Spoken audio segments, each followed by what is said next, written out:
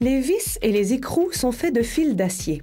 On enfourne le fil d'acier pendant 30 heures pour le malléabiliser, puis on le plonge dans l'acide sulfurique afin d'en éliminer la rouille. Le fil est rincé à l'eau, puis recouvert de phosphate. Le phosphate protège l'acier de la rouille et lubrifie l'alliage, ce qui facilite le formage. Les vis sont forgées à froid. L'acier est façonné à température ambiante dans des matrices à haute pression. La machine à former redresse le fil d'acier, puis le coupe en tronçons plus longs que la vis. L'excédent servira à la tête de la vis. Une première matrice arrondit parfaitement le tronçon. Les suivantes lui donnent progressivement la forme d'un côté de la vis.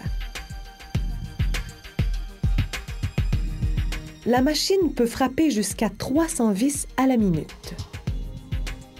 Voici le formage de la tête au ralenti.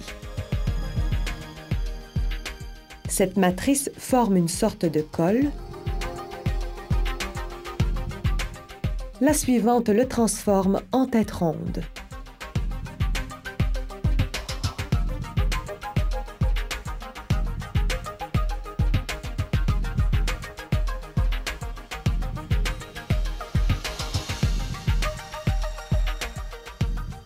La dernière matrice en fait une tête hexagonale, la forme la plus commune.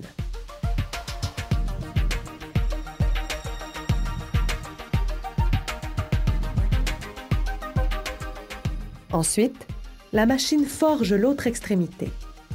Un outil spécial modèle le bas de la vis qu'on appelle le chanfrein. C'est par là qu'on glisse l'écrou.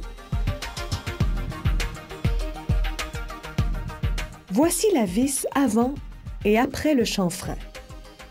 Il faut fileter la vis pour pouvoir y visser un écrou. Cela se fait aussi au forgeage à froid.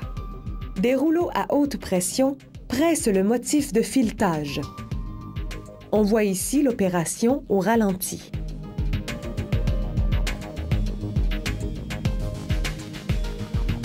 Voici la vitesse réelle, jusqu'à 300 vis à la minute.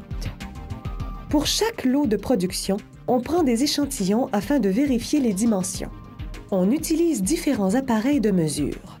Le micromètre pour la longueur de la vis, un compas d'épaisseur pour la largeur de la tête et une bague étalon pour le filetage. Les écrous sont forgés à chaud. On coupe des barres d'acier en petits morceaux, les pions, qu'on chauffe à 1200 degrés Celsius pour les rendre malléables. Comme on peut le constater au ralenti, les marteaux batteurs hydrauliques modèlent les pions en hexagone, tandis qu'une matrice perce le trou.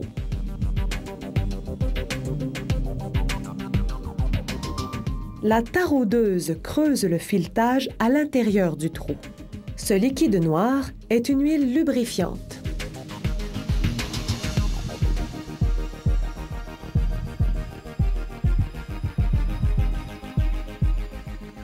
Du pion à l'hexagone, à l'écrou.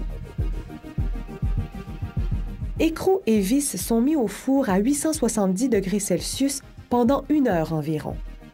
Cette étape permet de les renforcer. Un refroidissement rapide dans l'huile solidifie la structure interne de l'acier. Maintenant, l'acier est dur, mais cassant. On chauffe donc écrou et vis 1 heure supplémentaire. L'équipe du contrôle de la qualité mesure la force nécessaire pour les casser. Si la vis est suffisamment solide selon les normes, elle passe l'inspection tant que la cassure s'est produite au niveau du filetage, la partie la plus faible. On emballe écrou et vis dans des boîtes dont l'étiquette indique la taille et la qualité.